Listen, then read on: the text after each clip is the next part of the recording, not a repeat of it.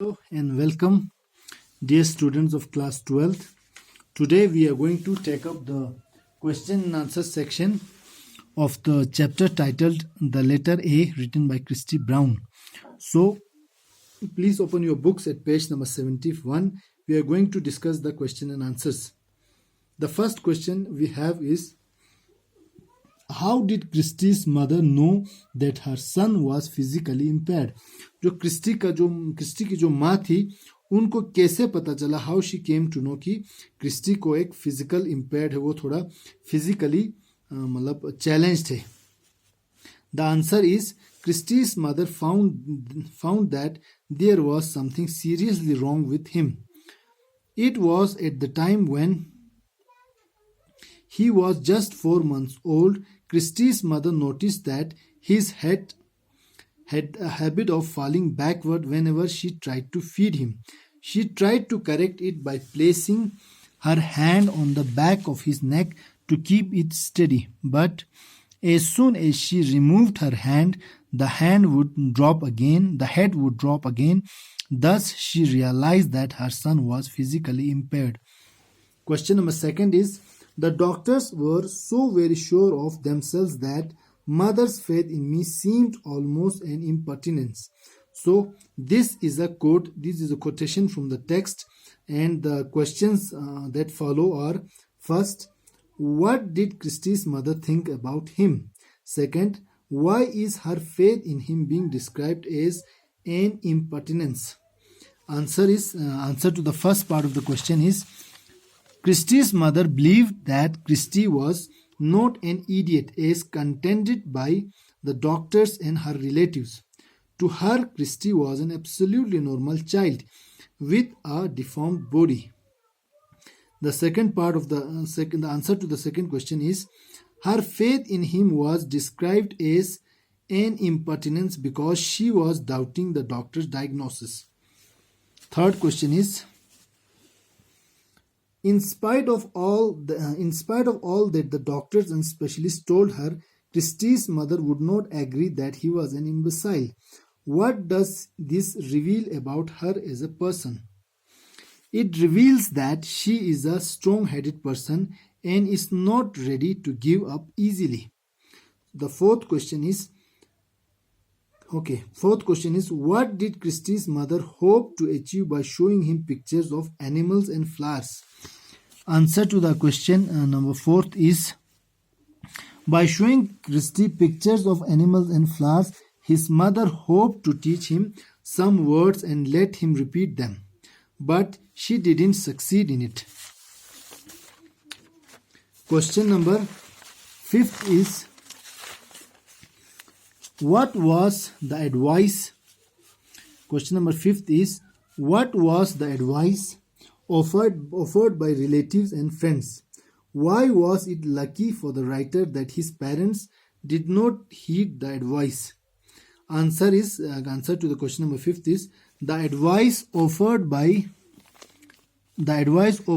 the relatives and friends was that Christy should not be taken seriously because having any hopes on him would be a mistake as it will break their heart in the end. But his parents rejected all the advice and took special care of him. It was lucky for him because he, being a difficult case, needed extra love and care. The next question is question number 6. Christy's mother believed he was not an idiot because, take the correct option. First, he was her son. Second, it was her duty as a mother to defend him. Third, she loved him and believed in him. So the correct option for question number 6 is the third one, that is, she loved him and believed in him. Question number 7 is, Christy feels that not many mothers would have treated him the way his mother did. How would Christy have been treated in another household? Answer to question number 7 is, Christy would have been treated differently in another household. Unlike his mother, who loved him dearly, others would not treat him nicely. They would consider him a queer child and treat him discriminately by giving him less than sufficient care and love. A different household would also keep him a secret in front of relatives and visitors. Question number 8 is, this was a momentous decision. What decision did his mother take about bringing him up? Why does Christie consider the decision a momentous one? The momentous decision taken by Christie's mother about bringing him up was to take matters into her own hands. For Christie, it was a momentous decision because it meant that she would always be there for his help in fighting all the battles that were to come, and also that she would be by his side to give him strength when he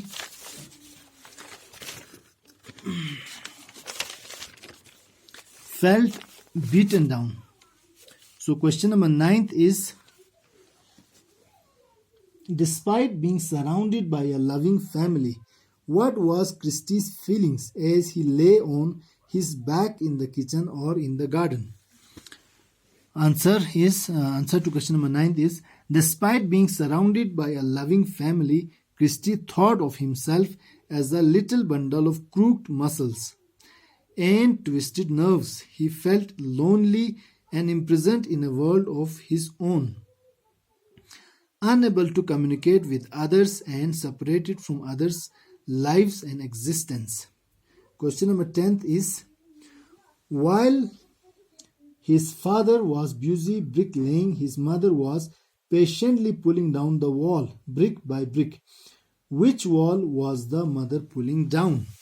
Answer to question number 10 is, the mother was pulling down the wall of difference and separation, which was separating Christie Brown with others. This thick wall seemed to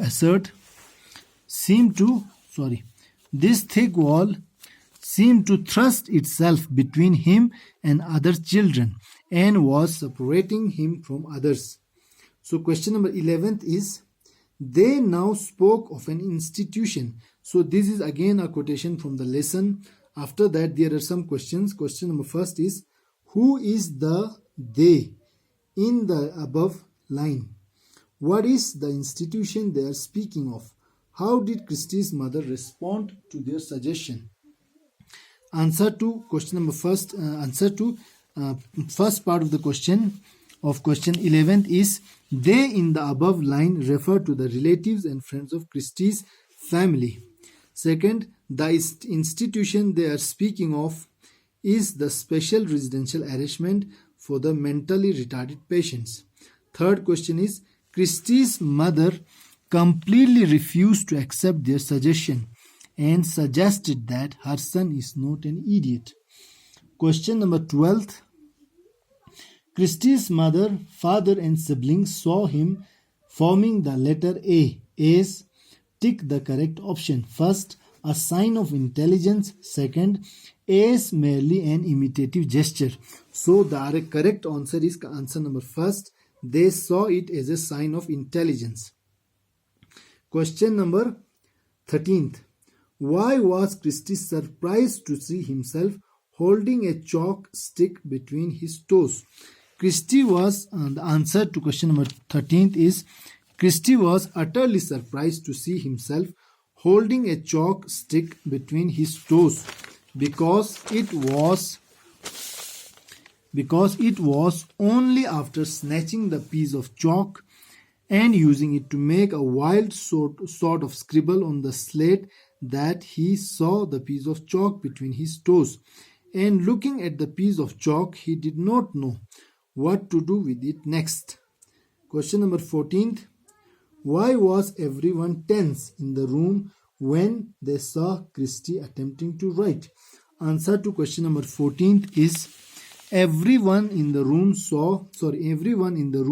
was tense to see Christie attempting to write because they had never seen him do so before, and nobody in the family thought of Christie as an intelligent child capable of writing anything. The last question is, what do you think finally helped Christie achieve the impossible? Answer to question number 15 is, I think there were two major reasons behind Christie's success. First and foremost, it was his mother's love, upbringing, and support which kept on motivating him and never let him give up. Second reason was his own attempt and struggle to learn to write and express his feelings. These two factors helped Christie to achieve the impossible. So this was all about the question and answer section of the short story of the autobiographical piece titled The Letter A, written by Christie Brown. Thank you so much for watching.